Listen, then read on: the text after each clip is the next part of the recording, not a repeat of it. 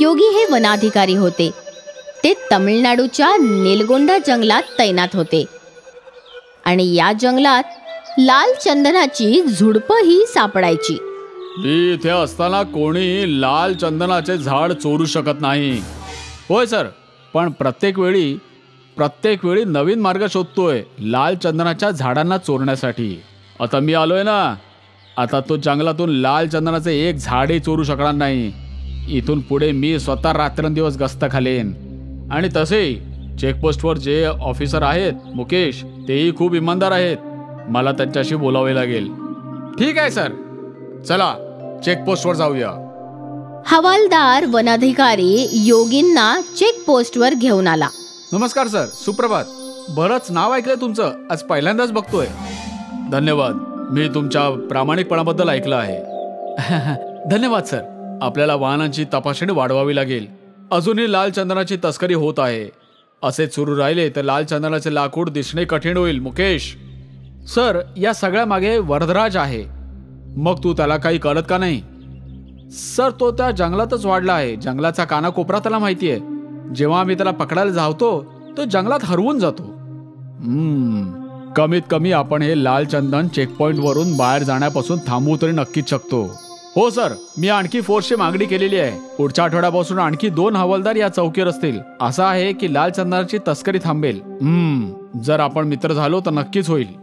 त्या दिवसापासून वनाधिकारी स्वतः दिवसा जंगलात गस्त घालत असत, विशेषतः रात्रीच्या वेळी. इथे जंगलात योगींच्या आगमनाची बातमी वरदराजनला मिळाली. भाऊ, तो योगी रात्रंदिवस जंगलात गस्त घालतोय. आता आपण लाल चंदनाचं झाड कसं तोडणार? प्रत्येक समस्येचा नेहमी एक उपाय असतो छोट्या.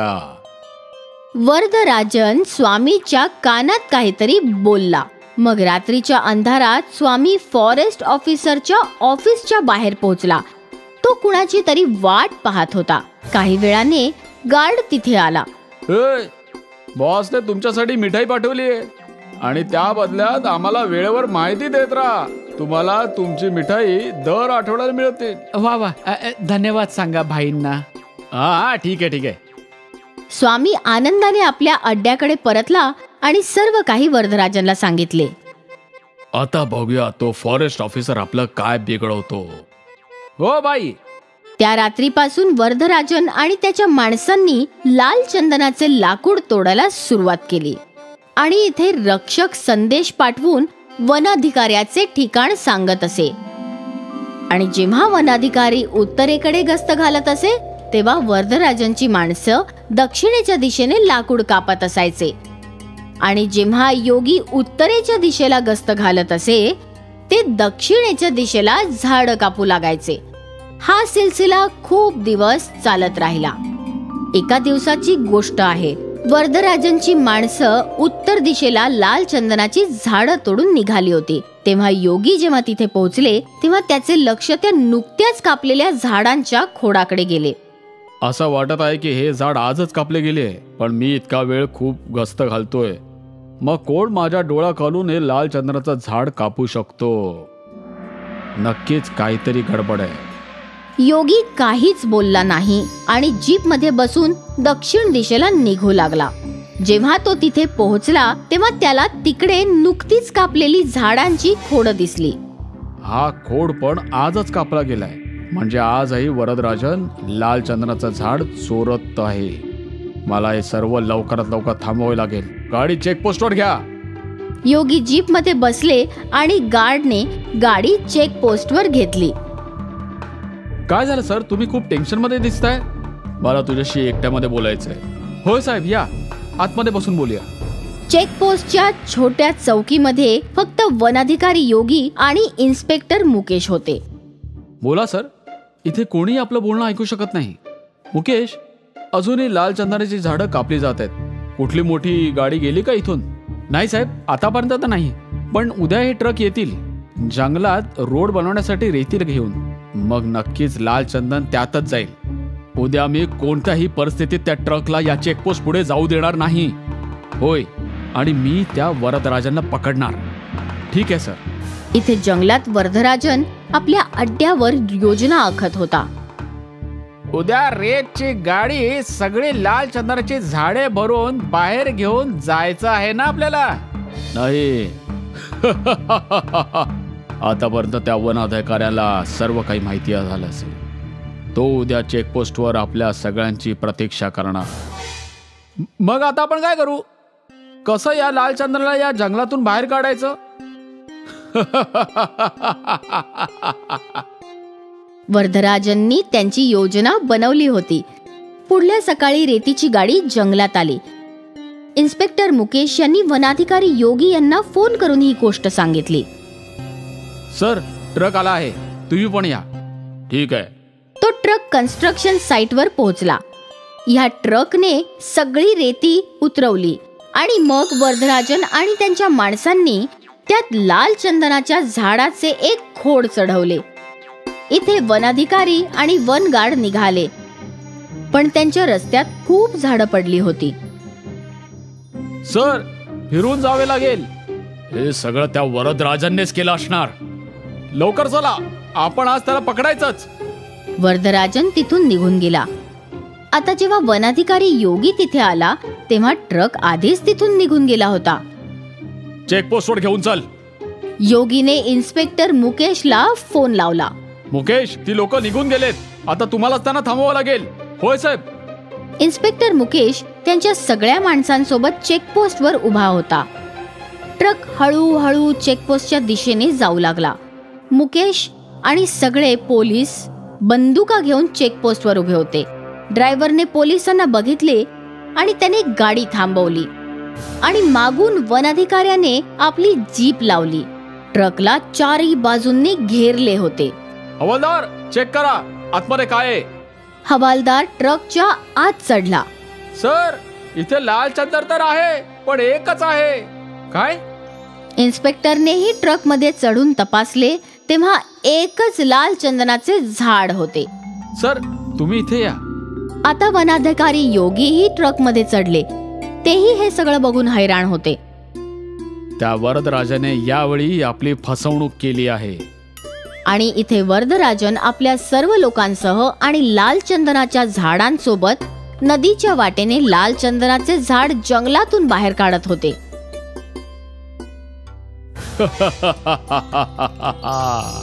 मला कोणीही रोखू शकत नाही. लाल चंदन फक्त माझे आहे. महेशपुरा गावात मुकेश आणि पिंटू नावाचे दोन भाऊ आपल्या बाबांसोबत राहत होते. मुकेश मोठा होता आणि पिंटू छोटा होता.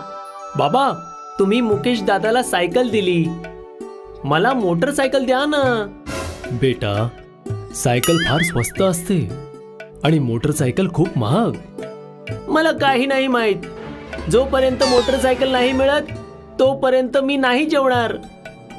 पिंटूच्या हट्टापायी बाबांना त्याला मोटरसायकल घेऊन द्यावी लागते. मुकेशचं अभ्यासात मन नाही लागायचं. बाबांनी मुकेशचं लग्न लावून दिलं. मुकेश शेतीचं काम सांभाळू लागतो आणि पिंटू 12वी पास करतो. बाबा, मी अभ्यास करायला शहरात जाईन. बेटा, आपल्या गावात पण तर कॉलेज आहे. शहरात राहण्यासाठी एक रूम घ्यावी लागेल आणि खाण्यापिण्याचा देखील वेगळा खर्च होणार. बाबा, मला काही नाही माहित. मी शहरात नक्की जाईन. मग बाबांना पिंटूचा हट्ट ऐकावाच लागतो आणि पिंटू अभ्यास करायला शहरात जातो. पण शहराच्या वातावरणात त्याचं अभ्यासावरचं लक्ष उडतं. तो आता मित्रांसोबत बाईकवर मजा मस्ती करायचा. कधी सिनेमाघरात फिल्म बघायला जायचा तर कधी मित्रांसोबत पार्टी करायचा. 2 वर्ष पिंटूने अशीच मजा मस्ती करून घालवली. एके दिवशी पिंटूला मुकेशचा फोन येतो. पिंटू, बाबांची तब्येत खूप खराब झालीये, तू लवकर घरी ये. मी नाही येऊ शकणार, खूप काम आहे. तूच सगळं सांभाळ ना. मुकेश बेटा, माझी पिंटूला भेटायची खूप इच्छा झालीये. पिंटू घरी नाही येत आणि बाबांचा मृत्यू होतो. एक दिवशी पिंटूचा फोन येतो. मुकेश, तू एवढे कमी पैसे का पाठवतोयस? तुला माहित आहे ना शहरात किती खर्च आहे. पिंटू, माझ्याकडून जेवढे पैसे होत आहेत मी पाठवतो. यावेळी चुकीच्या वेळेला पाऊस पडला, सगळे पीक खराब झालं, घरी काही खायला पण नाहीये. का खोटं बोलतोयस? मी खोटं नाही बोलत आहे पिंटू. पिंटू एका मुलीला घेऊन आपल्या गावी येतो आणि स्वतःच्या घरी पोचतो. अरे पिंटू, अचानक तू एवढ्या दिवसानंतर इथे आलास आणि तू लग्न केलंस हे देखील सांगितलं नाहीस. हो दादा, मी लग्न केलं. मुकेश पिंटूवर विश्वास ठेवून अंगठा लावतो. दादा, हा माझ्या कॉलेजचा एक डॉक्युमेंट आहे, त्याच्यावर तुझा जरा अंगठा लाव. मुकेश पिंटूवर विश्वास ठेवून कागदावर अंगठा लावतो. खूप चांगलं दादा. आता तुम्ही तुमच्या पत्नीला घेऊन इथून निघून जा. या कागदावर इंग्लिशमध्ये सरळ सरळ लिहिलं आहे की तुम्ही तुमचं घरदार, शेती सगळं तुमचा छोटा भाऊ पिंटूच्या नावावर करत आहात. हे तू काय बोलत आहेस पिंटू? आत्ता माझी वेळ चांगली सुरू झालीये. माझा वेळ खाऊ नका आणि तुमच्या पत्नीसोबत बाहेर जा. चल रूपा. बिचारे मुकेश आणि रूपा रोडच्या किनारी एक झोपडी बांधतात. आता आपला खर्च कसा निघेल? तू काळजी करू नकोस, मी जंगलातून लाकूड तोडून आणत जाईन आणि बाजारात विकत जाईन. दुसऱ्या दिवशी मुकेश जंगलात लाकडं तोडायला जातो. दुपारपर्यंत लाकडं तोडून तोडून त्याला तहान लागते. खूप गरमी आहे, माझा तर गळा सुकतोय. मुकेश पाण्याच्या शोधात जंगलात इथे तिथे भटकू लागतो. त्याला एक विहीर दिसते. तो त्या विहिरीत वाकून बघतो. विहिरीत पाणी तर नसतं, पण त्यातून अतिशय छान सुगंध येत असतो. मुकेश विहिरीत उडी मारतो. तिथे एक चंदनाचं झाड असतं. मी ऐकलं आहे की चंदनाचं लाकूड फार महाग असतं. मुकेश चंदनाच्या झाडाची काही लाकडं तोडून बाजारात विकायला जातो. ती लाकडं 50,000ला जातात. मुकेश खूप खुश होऊन घरी जातो. आता मुकेश रोज त्या चंदनाच्या झाडाचं काही लाकूड तोडून विकायला जातो. लवकरच मुकेशचं मोठं घर, शेत आणि ट्रॅक्टर होतं. तिथे पिंटूला शेती करताच नव्हती येत, म्हणून त्याने शेत विकलं. काही दिवसातच त्याचे पैसे पण संपून जातात. पैसे कमावून आण, नाहीतर मी तुला घटस्फोट देईन. मुकेशची श्रीमंत झाल्याची खबर पिंटू पर्यंत पोहोचते. एका रात्री पिंटू लपून मुकेशच्या घरी जातो. मुकेश आणि त्याची पत्नी त्यावेळी जेवत असतात. पिंटू खिडकीतून त्या दोघांचं बोलणं ऐकत असतो. आज आपण जे काही आहोत ते जंगलातल्या त्या चंदनाच्या झाडामुळेच आहोत. जंगलात मला एक बाबा भेटले. त्यांनी मला सांगितलं की ते चंदनाचं झाड मायावी आहे. अच्छा, जंगलात उगवणारं चंदनाचं झाड. पिंटू जंगलात जातो आणि फिरत फिरत त्या विहिरीजवळ पोहोचतो. ते बघा चंदनाचं झाड. पिंटू विहिरीत उडी मारतो. चंदनाचं झाड गायब होतं आणि पूर्ण विहीर पाण्याने भरून जाते. पिंटूला पोहायला येत नसतं आणि तो बुडून मरून जातो. रिमझिमगंज नावाचं एक गाव होतं, जिथे अमित आपल्या बायको दीप्ती आणि 2 मुलं कविश आणि अर्पित बरोबर राहायचा. मी किती वेळा बोललो आहे की घरामध्ये एक कपाट घेऊन या. कविश आणि अर्पित दोघे जण मोठे झाले आहेत. त्यांचे कपडे पण आता जास्त झाले आहेत. केव्हापर्यंत त्यांना मी पोटलीमध्ये बांधून ठेवू? हो, तू बरोबर बोलत आहेस. मी आजच बाजारात जाऊन एक चांगलं कपाट घेऊन येतो. अमित बाजारात जातो आणि कपाटाच्या दुकानाला शोधायला लागतो. तेव्हा त्याला तिथे एक जुन्या वस्तूंना विकणारा एक दुकान दिसते, जिथे एक जुनी अलमारी पण ठेवलेली होती. अमित त्याला विकत घेऊन आपल्या घरी घेऊन येतो. हे बघून दीप्ती बोलते, अलमारी घेऊन यायला सांगितलं होतं, हे काय जुनी अलमारी घेऊन आला आहात तुम्ही? नवीन अलमारी घेऊन यायला काय परेशानी होती तुम्हाला? दीप्ती त्यामध्ये सगळे कपडे ठेवून देते आणि दुसऱ्या दिवशी सकाळच्या वेळेस कविश आणि अमित दोघांची मित्र प्रीती त्यांना घरी बोलवायला येते. कविश, अमित, कुठे आहात तुम्ही दोघं? विसरला काय? आज आपल्याला संग्रहालयाला जायचं आहे. लक्षात आहे आम्हाला. बस मी तयारच होत होतो. चल, मी पण तयार आहे. मला फक्त टायच घालायची आहे. आईने कपाटामध्ये ठेवली आहे. कविश अलमारीमध्ये टाय शोधायला लागतो, पण त्याला टाय नाही भेटत. अचानक तो अलमारीच्या आत जातो. अलमारीच्या आत एक वेगळीच दुनिया बनलेली होती. कविश अलमारीमधून अमित आणि प्रीतीला आवाज लावतो. अर्पित, प्रीती, मी अलमारीमध्ये आहे. आतमध्ये या. बघा इथे काय चालू आहे. हा कविश तर कपाटात गेला. चल, आपण पण जाऊन बघूया. प्रीती आणि अमित दोघे जण अलमारीच्या आत जातात आणि बघतात की तिथे वेगळीच एक दुनिया होती. चंद्र आणि सूर्य दोघे एकत्र आकाशात दिसत होते आणि दोघं बर्फाचे बनलेले आहेत. तुम्ही मुलं इथे काय करत आहात? आम्ही इथे तर आमच्या कपाटाच्या द्वाराने आलोत. ओ, तर ती अलमारी आता तुमच्याकडे आहे. इथे सगळे घर, सूर्य आणि चंद्र सगळे बर्फाचे का बनलेले आहेत? खूप जुनी गोष्ट आहे बेटा. जा, तुमच्या दुनियामध्ये जा आणि खुशीने राहा. नन्नाजी, कृपया करून आम्हाला ही गोष्ट सांगा ना. तुम्हाला ही गोष्ट ऐकायचीच आहे तर चला, मी तुम्हाला काहीतरी दाखवतो. नन्हा त्यांना थोडं पुढे घेऊन जातो आणि आपल्या प्रधानला दाखवतो, जो बर्फामध्ये अडकलेला होता. हे आमच्या दुनियाचे प्रधान होते. म्हणजेच 20 वर्षापूर्वीची गोष्ट आहे. तेव्हा आमच्या प्रधानांनी हे ठरवलं होतं. हे गाव बाहेरच्या जगापासून गुप्त आहे. या गावाला माझ्या पूर्वजांनी नवीन प्रकाराने बनवलं होतं, ज्याचा दरवाजा माझ्याकडे आहे. मी ठरवलं आहे आपण दुसऱ्या दुनियाच्या लोकांसोबत मिळून मिसळून सुखाने राहूया. त्यामुळेच मी आपल्या जगाचा दरवाजा एका अलमारीच्या आतमध्ये बनवतो. प्रधानजी दुसऱ्या दुनियाच्या लोकांकडून मेलजोल करण्याचे इच्छुक होते. त्यांनी दुसऱ्या दुनियामध्ये जाण्याचा दरवाजा कपाटात लपून ठेवला होता, जेणेकरून ते एकदा दुसऱ्या दुनियामध्ये जाऊन लोकांना बघून येऊ.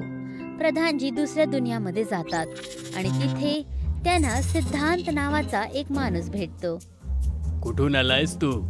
याच्या आधी कधी मी तुला या गावामध्ये बघितलं नाहीये. हा, मी या गावामधून नाहीये. मी दुसऱ्या दुनियामधून आलोय. मी काही समजलो नाही. दुसरी दुनियामधून आहे? हो, मी दुसऱ्या जगातून आलेलो आहे. खरं तर माझे पूर्वज इथे येत होते. त्याच्यानंतर त्यांनी एक नवीन जग बनवलं. मी फक्त या जगासोबत ताळमेळ ठेवू इच्छित होतो आणि बघू इच्छित होतो की इथले लोक कसे आहेत. असं आहे तर मला तुमच्या जगामध्ये घेऊन जा. मी पण जरा बघू की तुम्ही खरं बोलत आहात की खोटं. प्रधान सिद्धांतला त्या कपाटाच्या आत घेऊन जातो. जमीनदार दुसऱ्या दुनियामध्ये येऊन आश्चर्यचकित होऊन जातो. हे तर खरंच एक वेगळंच जग आहे. पण हे कसं शक्य आहे? माझ्या पूर्वजांनी या जगाला बनवलं होतं. त्यांना समुद्राच्या मध्ये एक जादूचा हिरा मिळाला होता. त्याच हिऱ्याच्या मदतीने त्यांनी हे जग बनवलं होतं. मला तो जादुई हिरा बघायचा होता. काय तुम्ही मला तो दाखवू शकतात प्रधान? त्या हिऱ्याला बघणं दुसऱ्या जगातल्या लोकांना मना आहे. पण मी तुम्हाला दाखवेल, जर माझ्या दाखवण्याने आपल्या नात्यामध्ये विश्वास बनत असेल तर. प्रधान सिद्धांतला तो हिरा दाखवतो. जमीनदार त्या हिऱ्याला बघून हक्काबक्का राहून जातो. हा तर खूपच सुंदर आणि अनमोल हिरा आहे. हा तोच हिरा आहे जो आमच्या जगाला दुसऱ्या जगासोबत बांधून ठेवतो. हे जग तर खूपच चांगलं आहे. मी माझ्या जगामध्ये जाऊन आमच्या लोकांना जमा करतो. सिद्धांत आपल्या दुनियेमध्ये परत जातो आणि त्या हिऱ्याला चोरण्याची योजना बनवतो. दुसऱ्या दिवशी सिद्धांत परत त्या अलमारीच्या जरिये त्या दुनियेमध्ये जातो आणि त्या हिऱ्याच्या जवळ पोचतो आणि त्या हिऱ्याला त्याच्या जाग्यातून उचलून घेऊन जातो. तेव्हा प्रधान तिथे येतो. थांबा, असं नका करू. तेव्हा सिद्धांत त्या हिऱ्याला त्याच्या जाग्यातून काढून टाकतो. काढतानाच प्रधान आणि त्या दुनियेच्या सगळ्या वस्तू बर्फामध्ये बदलतात, जसं वेळ एकदम थांबून गेला होता. याचमुळे ही पूर्ण जग बर्फामध्ये बदलून गेलंय. कोणीतरी सिद्धांत नावाच्या माणसाकडे आज पण तो हिरा ठेवलेला आहे. सिद्धांत नाव कुठेतरी ऐकल्यासारखं वाटतंय. सिद्धांतला विसरलीस का?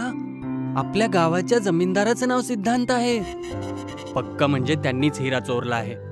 नन्ना, जर आम्ही त्या हिऱ्याला वापस घेऊन आलो आणि त्याच्या जागेवरती ठेवेल तर परत हे जग जसाला तसं होईल का? हो, जर तो हिरा परत आपल्या जागेवरती येईल तर सगळं आधीसारखं होईल. तर तुम्ही निश्चिंत राहा. आम्ही तो हिरा आमचा जमीनदार जे की चोर आहेत त्यांच्या घरून घेऊन येऊ आणि या जगाला वापस आधीसारखं करून टाकू. प्रीती, अर्पित आणि कवेश आपल्या दुनियेमध्ये परत येतात. आम्ही तर जोश मध्ये त्याला सांगितलंय की आम्ही त्या हिऱ्याला परत घेऊन येणार, पण आपण त्याला घेऊन कसं यायचं? आपल्याला चोराच्या घरामध्ये चोरी करावी लागेल. माझ्याकडे त्याचा एक चांगला उपाय आहे. दुसऱ्या दिवशी कवेश जमीनदारच्या घरी जातो आणि त्यांना बोलतो, काय झालं? एवढा जोरात पळत का येतोयस? ते तुम्हाला प्रधानजीने लवकर बोलवलंय. खूपच महत्वाचं काम आहे, लवकर चला. जमीनदार प्रधानकडे जातो आणि दुसरीकडे प्रीती आणि अर्पित जमीनदारच्या घरामध्ये शिरतात. आता लवकर आपण हिऱ्याला शोधूया. अर्पित, जा तू घराच्या थोडं दूर उभं राहा जाऊन. जर आमच्या घराच्या निघायच्या आधी जर जमीनदार आला त्याला कुठल्या तरी दुसऱ्या गोष्टीने भटकावून टाक. अर्पित बाहेर पहरेदारी करत असतो आणि प्रीती आणि कवेश घरामध्ये त्या हिऱ्याला शोधायला लागतात. तेव्हा अर्पितला जमीनदार येताना दिसतो. अरे बापरे, हा जमीनदार तर इथंच येतोय.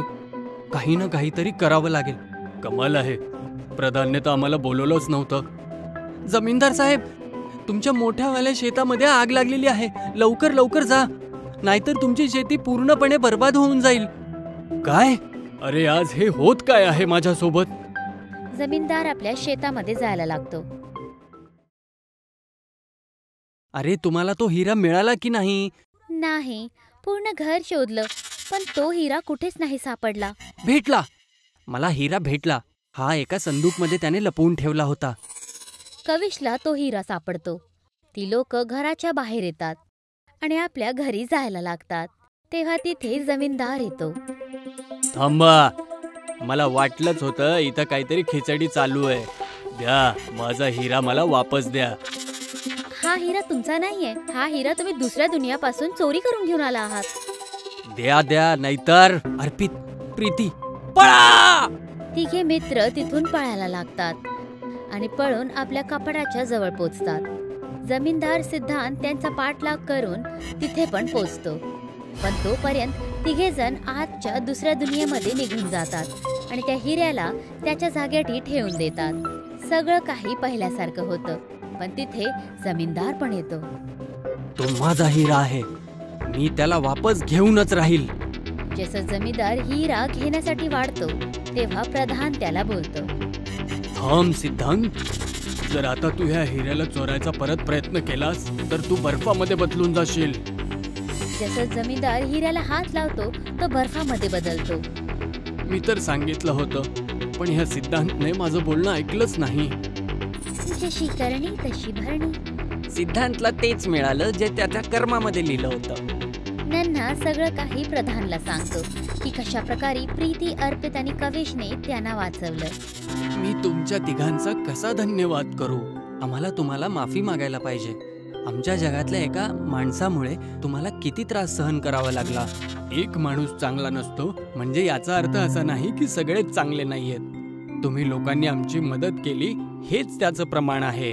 आता तुम्ही आमच्या जगामध्ये कधी पण येऊ जाऊ शकता. यापुढे प्रीती, अर्पित आणि कवेश आपल्या अलमारीला वापर करून दुसरी दुनियामध्ये येत जात राहतात.